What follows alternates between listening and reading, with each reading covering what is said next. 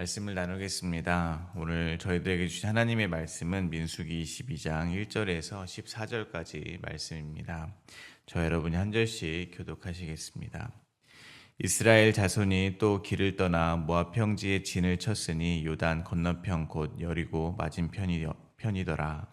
십볼의 아들 발락이 이스라엘이 아모리인에게 행한 모든 일을 보았으므로 모압이 심히 두려워하였으니 이스라엘 백성이 많음으로 말미암아 모압이 이스라엘 자손 때문에 번민하더라. 미디안 장로들에게 이르되 이제 이 무리가 소가 밭에 풀을 뜯어 먹음같이 우리 사방에 있는 것을 다 뜯어 먹으리로다 하니 그때 십볼의 아들 발락이 모압 왕이었더라.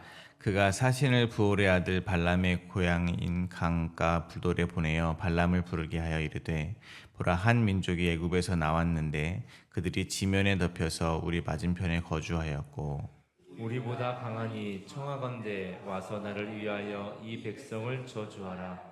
내가 혹 그들을 쳐서 이겨 이 땅에서 몰아내리라. 그대가 복을 비는 자는 복을 받고 저주하는 자는 저주를 받을 줄을 내가 알미니라. 모압 장로들과 미디안 장로들이 손에 복채를 가지고 떠나 발람에게 이르러 발락의 말을 그에게 전하매 발람이 그들에게 이르되 이 밤에 여기서 유숙하라. 여호와께서 내게 이르시는 대로 너희에게 대답하리라. 모압 귀족들이 발람에게서 유숙하니라. 하나님이 발람에게 임하여 말씀하시되 너와 함께 있는 이 사람들이 누구냐 발람이 하나님께 아뢰되 모압 왕 십불의 아들 발락이 내게 보낸 자들이니이다 이르기를 보라 애굽에서 나온 민족이 지면에 덮였으니 이제 와서 나를 위하여 그들을 저주하라. 내가 혹 그들을 쳐서 몰아낼 수 있으리라 하나이다. 하나님이 발람에게 이르시되 너는 그들과 함께 가지 말고 그 백성을 저주하지도 말라. 그들은 복을 받은 자들이니이다. 발람이 아침에 일어나서 발락의 귀족들에게 이르되 너희는 너희의 땅으로 돌아가라. 여호와께서 내가 너희와 함께 가기를 허락하지 아니하시니라. 모압 귀족들이 일어나 발락에게로 가서 전하되 발람이 우리와 함께 오기를 거절하더이다. 아멘. 22장부터 24장까지는 발락의 발람 초청 사건이 기록되어 있습니다.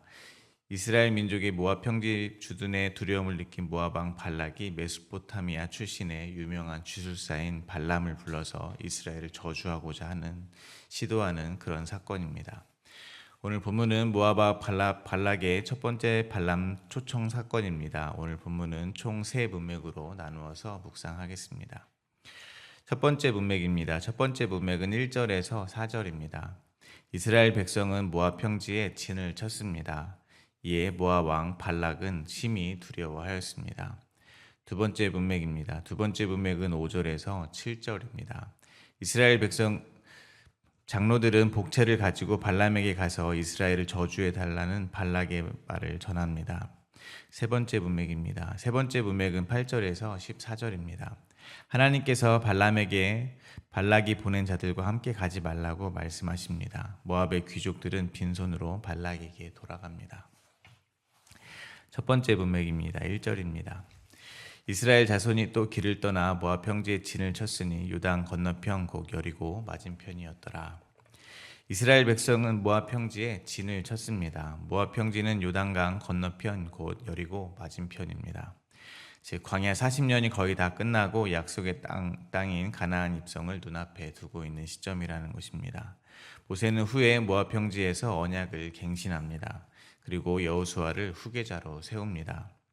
그러므로 이스라엘 백성이 지금 약속의 땅 맞은편 요단강 건너편에 진을 치는 이러한 모습을 보면서 저희는 하나님께서 약속의 땅에 다다르는 동안 끊임없이 이스라엘 백성들을 성실하게 이끌어 오셨음을 깨달을 수 있습니다. 마찬가지로 저희의 인생은 약속의 땅을 향하여 행진하는 광야와 같습니다. 그러나 오늘 이 순간으로 본다면 저희는 어딘가 또 진을 치고 있는 것입니다. 언제가 될지 모르지만 지금 있는 곳에 진을 치고 있는 것입니다. 언젠가는 반드시 저희 모두는 요단강을 건너게 될 것입니다. 그때 두려움 없이 요단강을 건너려면 어떻게 해야겠습니까? 지금까지 인도하신 하나님에 대한 신뢰가 있어야 될 것입니다. 오늘 저희는 이 말씀을 통해서 저희가 걸어온 길을 돌아보게 되시기를 바랍니다. 저희가 돌아온 길을 돌아볼 때 실패와 성공 또는 상처와 평안 등의 평가가 남게 되지 않기를 바랍니다. 광야 인생길 나그네와 같은 저희를 신실하게 인도하셨던 하나님의 구속의 사역이 보이게 되기를 간절히 바랍니다. 그래서 앞으로 건너야 할 요단강과 차지해야 하는 가나안 땅, 저희 앞에 남아있는 영적 전쟁들을 담대하게 해 나가게 되시기를 간절히 소망합니다. 2절부터 3절입니다.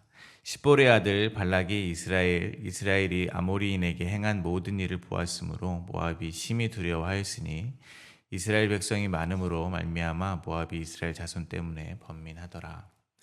가나안 땅을 들어가려면 요단 동편의 땅을 지나가야 했습니다. 민수기 21장에 의하면 이스라엘 백성은 아모리 왕 시온에게 사신을 보내어 지나가게 해달라고 요청합니다. 그러나 그들은 거절했습니다. 오히려 이스라엘을 치러 광야로 나와서 그들을 공격했습니다. 이에 하나님은 아모리 땅을 이스라엘에게 넘겨주셨습니다. 뿐만 아니라 이스라엘이 야복강 북쪽에 바산 길로 올라가자 바산왕 옥도 이스라엘을 공격하였지만 이스라엘에게 패배하였습니다. 성경에 따르면 아모리인들과 바산왕 옥은 거인족이었습니다. 바산왕 옥은 성경에 그의 침대의 길이가 4m, 폭이 2m 정도에 이른다고 했습니다. 그런데 이스라엘 백성들이 그런 강하고 거대한 민족들을 물리치고 점령하는 모습을 모압 왕 발락이 듣고 본 것입니다. 그래서 두려워했습니다. 아마 모압 왕 발락은 그들이 그렇게 강한 민족을 이길 수 있는 이유가 이스라엘 백성의 수가 많았기 때문이라고 생각한 것 같습니다. 그러나 신명기 2장에 의하면 모압 땅은 하나님께서 아브라함의 조카 롯의 자녀들에게 허락하신 땅입니다. 그러므로 발락이 두려워해야 하는 것은 이스라엘 백성이 아니라 하나님입니다. 그 땅의 경계를 세우신 분은 하나님이시기 때문입니다. 모압 왕 발락이 자신들의 땅이 하나님께서 자신들의 조상 롯의 자녀인 모압에게 주신 땅이라는 사실을 알았는지는 분명히 알 수는 없습니다. 그러나 왕이라면 당연히 그들의 역사, 즉 하나님의 말씀을 알고 있었을 것이라고 추측할 수 있습니다. 그러나 아는 것만으로는 부족하다는 것입니다. 믿어야 하는 것입니다. 하나님께서 모압 땅을 기업으로 주셨다는 그 말씀을 알고만 있지 말고 발락이 신앙으로 믿었다면 불안할 필요가 없다는 것입니다. 하지만 하나님을 믿지 않았기에 발락은 이스라엘 백성들에게 땅을 빼앗길까 봐 두려워한 것입니다. 번민하게 된 것입니다. 마찬가지로 저희는 모압 왕 발락과 같음을 고백하게 됩니다. 이 세상을 살아가는 저희는 하루라도 번민이 없는 날이 없을 것입니다. 걱정하느라 밥을 거르고 계획 세우느라 잠을 못 잡니다. 그러나 그러한 번민이 혹시 하나님의 말씀은 알고 있지만 믿지 못하면서 비롯한 번민은 아닌지 돌아보게 되시기를 바랍니다. 하나님의 말씀을 지식으로만 가지고 있지 않게 되기를 바랍니다. 하나님의 말씀을 진리로 믿는 믿음으로 하루하루 번민 없이 살아가게 되시기를 소망합니다. 두려움과 번민에 사로잡힌 발락은 미디안 장로들에게 말합니다. 4절입니다. 미디안 장로들에게 이르되 이제 이 무리가 소의 밭에 풀을 뜯어먹음과 같이 우리 사방에 있는 것을 다 뜯어먹으리로다 하니 그때 십볼의 아들 발락이 모압 왕이었더라. 모압의 왕은 발락입니다. 자료에 의하면 당시 모압, 에돔, 아모리, 미디안 등은 지역별로 나뉘어서 일종의 연맹체를 구성하고 있었다고 합니다. 연맹체라는 것은 특징이 있습니다. 사실은 서로 견제를 하는 관계지만 필요에 따라서 협력을 한다는 것입니다. 그래서 모압 왕 발락은 필요에 따라 미디안 장로들과 상의를 한 것 같습니다. 그러나 이 역시 하나님을 대적하는 인간들의 모습을 보여줄 뿐입니다. 하나님께 의지하여 살지 않는 모든 인간은 하나님을 대적하는 것입니다. 그 모습은 다른 것이 아닙니다. 자기 힘을 쌓아가는 것입니다. 자기 힘으로 되지 않으면 연합하여 힘을 크게 키우는 것입니다. 하나님 없이 자기 스스로 살려고 하는 것이 곧 하나님을 대적하는 것임을 잊지 말아야 될 것입니다. 미디안은 창세기 25장 2절에 의하면 아브라함과 그두라 사이의 후손입니다. 그리고 창세기 37장에 의하면 미디안 상인들이 요셉을 애굽에서 바로의 신하 친위대장 보디발에게 팔았다고 기록되어 있습니다. 그러므로 미디안 사람들은 상업에 등한 사람들이었음을 저희가 추측할 수 있습니다. 지금도 금융에 관련된 일을 하시는 분들이 이 세상의 흐름을 가장 잘 꿰뚫고 있습니다. 큰 무역이나 작은 장사를 하시는 분들도 마찬가지일 것입니다. 세상의 흐름을 알고 미리 예측해야 더 큰 이문을 남길 것입니다. 그러므로 당시 미디안 장로들이 이 세상 이치 아주 밝은 사람들이었음을 저희는 또한 추측할 수 있다는 것입니다. 그것이 두려움과 번민에 휩싸인 발락이 이 세상 이치에 밝은 이 미디안 장로들을 찾은 이유라고 볼 수 있는 것입니다. 발락이 무엇을 걱정하고 있습니까? 이스라엘이 소가 풀을 뜯어먹듯 자기의 영토를 차지할까 두려워한 것입니다. 즉 자기의 소유, 자기의 힘을 빼앗길까 봐 두려워하고 있다는 것입니다. 마찬가지로 저희도 저희의 것이 사라질까 봐 두려움과 번민이 있습니다. 지금 누리고 있는 행복, 누리고 있는 풍요, 누리고 있는 건강 등 이러한 것들을 계속 누리지 못할까 봐 늘 걱정한다는 것입니다. 위의 것이 아니라 지금 누리고 있는 그런 아래 것을 소망해 두기 때문입니다. 그러한 두려움과 번민이 찾아올 때 저희는 하나님의 말씀으로 돌아가고 있습니까? 아니면 그러한 이 세상 것들을 지켜줄 수 있는 소위 전문가들을 찾아서 다니고 있습니까? 저희를 돌아보게 되시기를 바랍니다.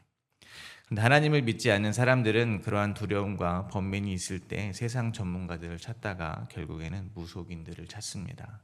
발락도 그러한 선택을 하고 맙니다. 두 번째 문맥입니다. 5절과 6절입니다.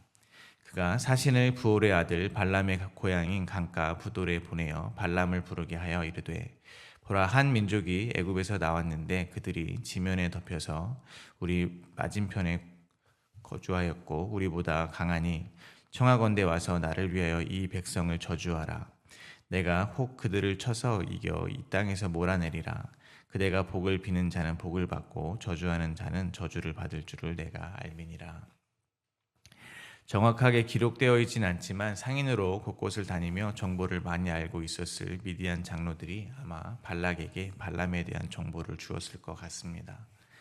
발락은 발람에게 사신을 보냅니다.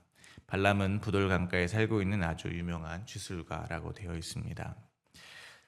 저희에게 익숙한 단어로 하면 무속인일 것입니다. 그러므로 저희는 먼저 이 세상에 보이는 전쟁은 결국 영적인 싸움임을 깨닫게 됩니다. 신앙생활은 영적 전쟁입니다. 가장 먼저 누구와 싸우는 전쟁이겠습니까? 저희 안에 옛 자아와 새로운 자아의 전쟁입니다. 사도 바울도 로마서에서 내 속사람은 하나님의 법을 즐거워하지만 내 속에 있는 죄의 법이 자신을 사로잡는다라고 하셨습니다. 그래서 자신이 원하는 바 선을 행하지 않고 도리어 원치 않는 악을 행한다라고 자신의 공고함을 토로하신 바 있습니다. 그런데 사도 바울은 마음으로는 하나님의 법을 따르고 육신으로는 주의 법을 섬기는 공고한 자신의 상태를 고백하시면서도 좌절하시지는 않습니다. 오히려 우리 주 예수 그리스도를 말미암아 감사의 기도를 올려드린다는 것입니다. 왜냐하면 예수님은 죄인을 부르러 오셨기 때문입니다. 구원은 오직 예수 그리스도를 믿는 믿음으로만 주어지는 것이기 때문입니다. 그러므로 성도가 치르는 영적 전쟁은 곧 예수 그리스도를 믿는 믿음을 지키는 전쟁입니다. 예수님의 이름 말고는 다른 이름을 주시지 않았음을 잊지 마시기를 바랍니다. 또한 발락은 발람이 복을 비는 자는 복을 받고 저주하는 자는 저주를 받는다고 말하고 있습니다. 그러나 이는 잘못 알고 있는 것입니다. 요즘에도 무속인을 찾아가는 사람들은 그렇게 생각합니다. 그 사람이 복을 빌어주면 복을 받고 저주하면 저주를 받는다고 생각합니다. 그러나 그건 크게 잘못 알고 있는 것입니다. 그러한 권세는 누구에게 있습니까? 하나님께만 있는 것입니다. 하나님께서 복을 비는 자에게 복이 임합니다. 그리고 저주하는 자에게 저주가 임하는 것임을 잊지 마시기 바랍니다.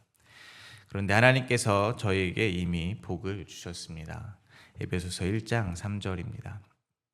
찬송하리로다. 하나님 곧 우리 주 예수 그리스도의 아버지께서 그리스도 안에서 하늘에 속한 모든 신령한 복을 우리에게 주시되. 사도 바울은 에베소서에서 말씀하십니다. 하나님 아버지께서 하늘에 속한 모든 신령한 복을 이미 우리에게 주셨다는 것입니다. 이 복은 곧 창세전에 저희를 그리스도 안에서 택하신 것이고 그리스도로 말미암아 저희를 하나님의 아들이 되게 하신 것입니다. 그리고 그 복을 주신 이유는 하나님이 사랑하신 독생자 예수 그리스도 안에서 거저 저희의 죄를 사해 주신 그 은혜의 영광을 찬송하게 하시기 위한 것이라는 것입니다. 그러므로 저희가 이 하나님의 말씀을 지식으로 알고만 있지 않고 이 모든 하늘의 신령한 복을 이미 주셨다는 말씀을 믿는 믿음으로 살아가게 되기를 바랍니다. 저희는 다 복받은 인생입니다. 그 사실을 믿고 오늘도 두려움과 번민이 아니라 감사와 찬송으로 살아가게 되시기를 간절히 바랍니다. 7절입니다. 모압 장로들과 미디안 장로들이 손에 복채를 가지고 떠나 발람에게 이르러 발락의 말을 그에게 전하매. 발락의 사신들은 빈손으로 가지 않았습니다. 복채를 가지고 갔습니다. 마찬가지로 이 세상에서 말하는 복, 이 세상 사람들이 말하는 복은 대가를 요구합니다. 만약 저희가 복을 구하기 위해서 대가를 지불하려고 한다면 저희는 사도 바울이 말씀하신 그 하늘의 신령한 복을 구하고 있는 것이 아닐 것입니다. 복을 구하기 위해서 대가를 지불한다면 저희가 구하는 복은 이 세상이 말하는 그런 복일 것입니다. 무당들도 줄 수 있는 그런 복입니다. 이 세상이 줄 수 있는 그런 복을 하나님의 이름을 부르며 구하고 있는 것입니다. 그러면 그러한 복을 받기 위해서 헌금하고 그러한 복을 받기 위해서 구제하고 그러한 복을 받기 위해서 헌신봉사하는 것은 하나님을 우상으로 섬기는 것입니다. 그러나 다시 말씀드리지만 사도 바울이 말씀하신 하늘의 신령한 모든 복은 거저 선물로 받는 것입니다. 그러므로 저희는 복을 구하는 신앙생활에서 이제는 돌이켜야 합니다. 그리고 이미 주신 하늘의 모든 신령한 복을 누리고 발휘하는 신앙생활을 해야 될 것입니다. 마지막으로 세 번째 문맥입니다. 8절과 9절입니다. 발람이 그들에게 이르되 이 밤에 여기서 유숙하라. 여호와께서 내게 이르시는 대로 너희에게 대답하리라. 모압 귀족들이 발람에게서 유숙하니라. 하나님이 발람에게 임하여 말씀하시되 너와 함께 있는 이 사람들이 누구냐. 발람은 재미있는 표현을 합니다. 여호와께서 자신에게 말씀하시면 말해주겠다고 하는 것입니다. 베드로후서는 발람을 불의한 삭슬 사랑하는 자라라고 말합니다. 그러므로 발람은 발락의 시신들이 가져온 복채가 탐이 났던 것 같습니다. 그래서 주술 행위를 통해서 사람들에게 신의 뜻을 알려주었던 발람은 자신의 능력으로 귀신을 부르듯 감히 하나님을 불러 그 뜻을 알 수 있다고 말을 하고 있는 것입니다. 그런데 이어지는 9절에서는 실제로 하나님이 발람에게 말씀을 하십니다. 그럼 발람에게 그런 능력이 진짜로 있는 것이겠습니까? 결코 그렇지 않습니다. 하나님께서 주권적으로 발람을 사용하시는 것입니다. 발람이 어떤 영적 능력이 좋아서 하나님의 말씀을 듣는 것이 아니라는 것입니다. 하나님은 하나님께서 말씀하시길 원하시는 때에 말씀하시는 것입니다. 모든 주권은 하나님께 달려 있습니다. 사람이 부른다고 하나님이 말씀하시고 그런 것이 아니라는 것입니다. 이를 통해서 저희는 저희에게 발람과 같은 모습은 없는지 또한 돌아보게 되기를 바랍니다. 저희는 어린 자녀가 아버지를 그리워하듯 하나님을 찾고 부르고 말씀하시는 주님께 귀를 기울일 수는 있습니다. 그러나 마치 주술사처럼 주님을 내 뜻대로 불러내려고 해서는 안 될 것입니다. 주님과의 관계 속에서 철저하게 부인되시기를 바랍니다. 주도권을 잡으려고 하지 마시고 주님께 모든 주권을 맡기게 되시기를 바랍니다. 그리고 발람에게 하나님이 묻습니다. 당연히 몰라서 물으시는 것이 아닐 것입니다.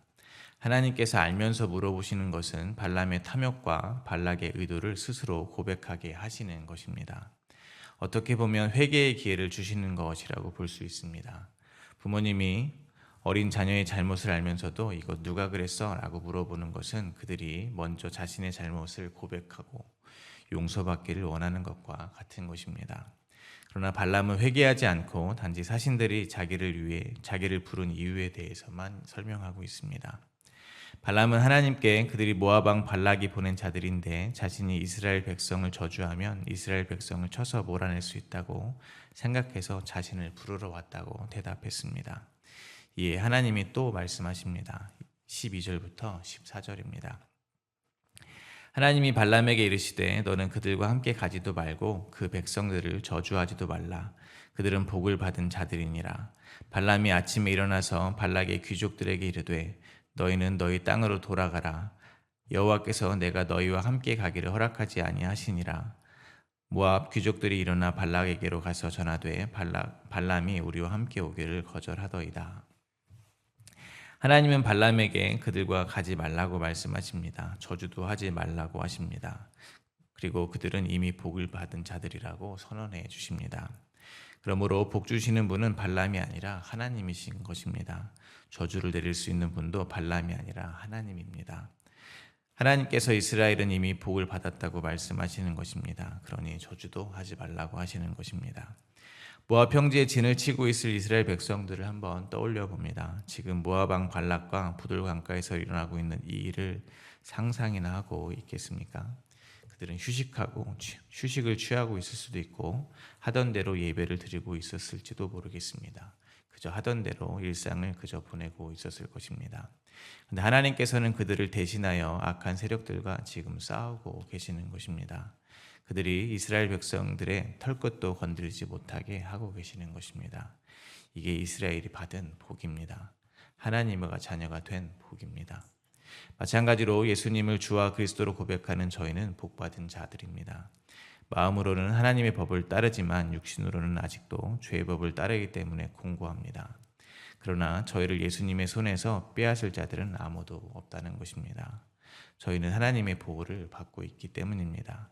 천사나 악한 권세자들이나 어떤 피조물이라도 예수 그리스도 안에 있는 하나님의 사랑에서 저희를 끊을 수 없음을 잊지 마시기를 바랍니다. 하나님이 허락하시지 않으면 저희의 머리카락은 하나도 상하지 않게 될 것입니다. 오늘도 이 하나님의 보호하심은 유효합니다. 저희가 알지 못하는 시간에도 쉬지도 않으시고 주무시지도 않고 저희를 지키고 계심을 믿으시고 오늘 하루도 평안하시기를 간절히 소망합니다. 오늘 주신 하나님의 말씀을 생각하며 함께 기도하겠습니다.